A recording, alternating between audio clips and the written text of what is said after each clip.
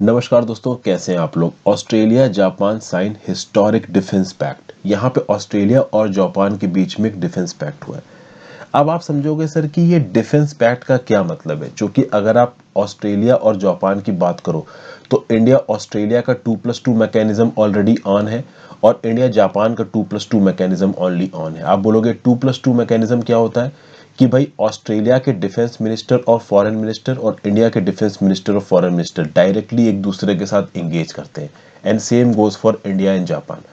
और आज तक आपने डिफेंस पैक्ट सुने होंगे तो बहुत हद तक ऑस्ट्रेलिया यूएसए का सुना होगा, जापान और यूएसए का सुना होगा। जापान तो अपनी डिफेंस के लिए पूरी तरीके से यूएसए पर डिपेंडेंट है।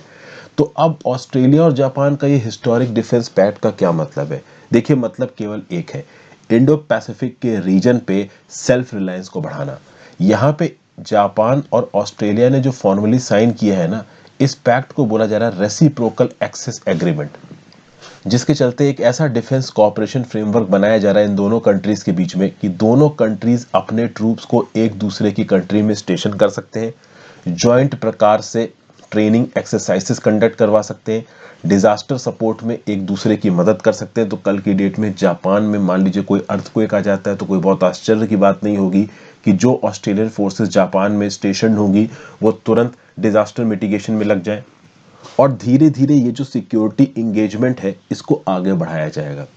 कुल मिला के यहाँ पे ये एक ऐसा मूव है कि यूएस सेंट्रिक आउटलुक से अलग हटने की कोशिश कर रहे हैं ये रीजनल ग्रुपिंग्स। तो अब तक जापान और ऑस्ट्रेलिया जैसी कंट्रीज चाइना के खिलाफ अपने आप को प्रोटेक्ट करने के लिए यूएस के ऊपर काफी हद तक डिपेंडेंट रहते थे। अब इन कंट्रीज ने खुद एक दूसरे के साथ एग्रीमेंट बना के, ग्रुपिंग बना के अपनी सुरक्षा अपने हाथ वाले सिद्धांत को यहाँ पे इंप्लीमेंट करने की कोशिश की है, यूएस के ऊपर डिपेंडेंस कम करने की कोशिश की है। इसका मतलब ये नहीं है कि यूएस यहाँ पे इनसे नाराज हो जाएगा। यूएस खुद चाहता है कि इस प्रकार की छोटे लेवल पे रीजनल ग्रुपिंग्स बने, क्योंकि ये देखिए जापान और ऑस्ट्रेलिया बहुत हद तक प्रो फ्रेंडली यूएसए कंट्रीज है और इंडो पैसिफिक के डोमेन में साउथ चाइना सी के आसपास ये जो पार्टनरशिप है ऑस्ट्रेलिया की और जापान की, ये काफी पोटेंट रहेगी और बहुत हद तक चाइना के इन्फ्लुएंस को कम कर पाएगी। तो ऐसी कोई भी पार्टनरशिप जो कि चाइना के इन्फ्लुएंस को साउथ चाइना सी और ओवरऑल इंडो पैसिफिक रीजन में कम कर सके, वो प्रो यूएस और बहुत हद तक प्रो इंडिया है। तो ये जो जापान ऑस्ट्रेलिया का RAA हुआ है ना, ये एक ऐसा एग्रीमेंट है which establishes particular procedures between Japan and Australia for cooperative activities conducted by defence country of one country while visiting the other country. तो ये जो RAA है, जिसका फुल फॉर्म है रेसिप्रोकल एक्सेस एग्रीमेंट, एक दूसरे को दूसरी कंट्री का एक्सेस मिलना। तो एक की आर्मी दूसरे कंट्री में स्टेशन हो सकती है, एक की मिलिट्री वेसल को दूसरे कंट्री के डॉक्स पे हार्बर करने की परमिशन मिल सकती है, रिफ्यूल करने की परमिशन मिल सकती है। इस प्रकार के बहुत सारे cooperative agreement reciprocal access agreement के अंदर चलाए जाएंगे और धीरे धीरे इसको एक्सपेंड भी किया जाएगा। तो जापान और ऑस्ट्रेलिया दोनों एक दूसरे के साथ यहाँ पे बायलैटरल सिक्योरिटी और डिफेंस कोऑपरेशन को बढ़ाने की कोशिश कर रहे हैं और ना यहाँ पे यूएस इन्वॉल्व है और ना यहाँ पे इंडिया इन्वॉल्व है। तो कल को ये दोनों कंट्रीज चाइना को सीधे सीधे बोल सकते हैं कि भाई हम तो अपनी मिलिट्री पार्टनरशिप बढ़ा रहे हैं, ना यहाँ पे यूएस का एंगल है और ना यहाँ पे इंडिया का एंगल है। क्योंकि अगर आप यूएस या इंडिया को मिला लेते हो, अगर आप ऑस्ट्रेलिया और जापान के पर्सपेक्टिव से सोचो, अगर इंडिया और यूएस मिल जाते हैं इन दो कंट्रीज के साथ तो बहुत हद तक एक एंटी चाइना फ्रंट बनता नजर आएगा। बायलैटरल रिलेशंस में जापान और ऑस्ट्रेलिया चाइना को जस्टिफाई कर पाएंगे कि ये एंटी चाइना फ्रंट नहीं है, हम अपनी सिक्योरिटी के लिए जो कर रहे हैं वो कर रहे हैं। और ऐसा नहीं है कि इस डील पे एकदम से सिग्नेचर पड़ गए, ऐसी डील के लिए 2014 से ऑलरेडी बातचीत चालू है। और ये सिक्योरिटी पैक्ट जापान के लिए बहुत सिग्निफिकेंट है, क्योंकि अब तक देखा जाए तो 1960s में status of forces agreement United states के साथ साइन किया था जापान ने। उसके बाद से लेके अब तक देखा जाए तो बहुत स्ट्रांग, सबसे स्ट्रांग जो सिक्योरिटी एग्रीमेंट जापान ने साइन किया है वो यूएस के बाद ऑस्ट्रेलिया के साथ साइन किया है। और जापान और ऑस्ट्रेलिया के रिश्ते पिछले कुछ सालों में बहुत अच्छे भी हुए हैं। तो इंडो पैसिफिक में कंपटीशन को मेंटेन रखने के लिए और चाइना को इन्फ्लुएंस को कम करने के लिए दोनों की ये बायलैटरल रिलेशनशिप्स काफी मदद आ सकती है।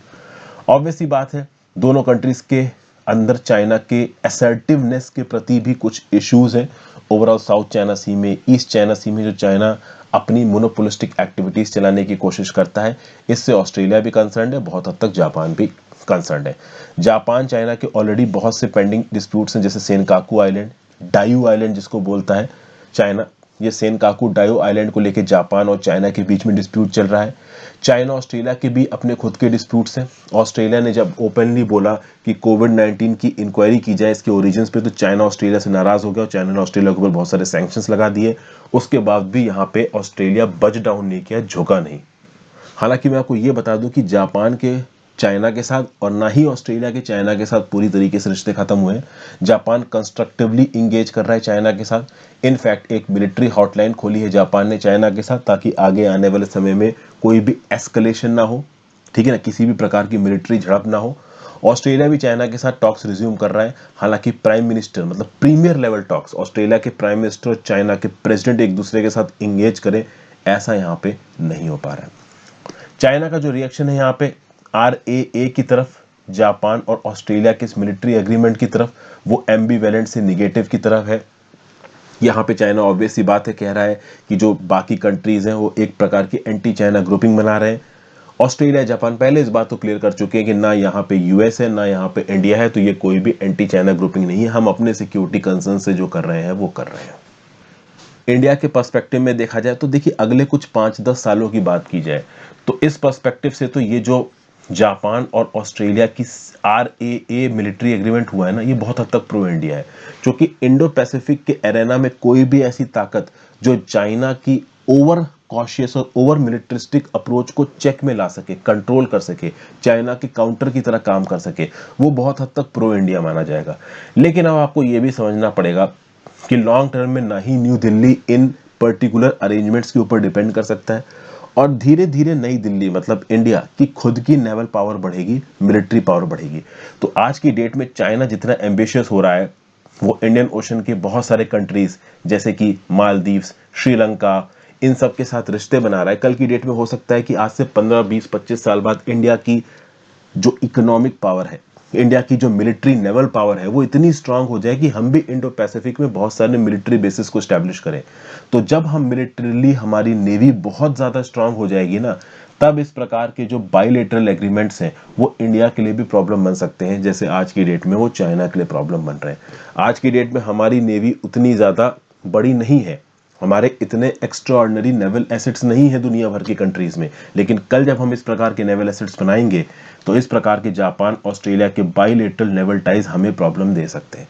तो आज जो चाइना कर रहा है, आज से 20-25 साल बाद जब ताकतवर होकर इंडिया करेगा, तब डेफिनेटली ये बाइलेटरल एंगेजमेंट्स हमें कहीं ना कहीं परेशान करेंगे। लेकिन अभी के लिए अगर एंटी चाइना अप्रोच के पर्सपेक्टिव से देखा जाए तो ये जो जापान और ऑस्ट्रेलिया की मिलिट्री ग्रुपिंग बनी है, that is definitely pro India. और अगर आप कोऑर्डिनेटर सिक्योरिटी डायलॉग को देखो, जिसमें India, Japan, Australia, USA, AUKUS को देखो, जिसमें ऑस्ट्रेलिया, यूके और यूएसए, और अब RAA को देखो जिसमें जापान और ऑस्ट्रेलिया है, तो ये पूरी की पूरी ग्रुपिंग में यूएस और इंडिया कंस्ट्रक्टिवली इंगेज कर रहे हैं और ये एक रीजनल स्ट्रैटेजिक नेटवर्क बना रहे हैं, जो कि बहुत हद तक चाइना की हेगोमोनिस्टिक पावर को कंट्रोल में ला सकता है, चेक में लेके आ सकता है। तो ये था पूरा का पूरा एनालिसिस। आप मुझे ये बताइए, आपको क्या लगता है कि जापान और ऑस्ट्रेलिया की ये जो मिलिट्री रिलेशनशिप है, ये किस हद तक प्रो इंडिया है?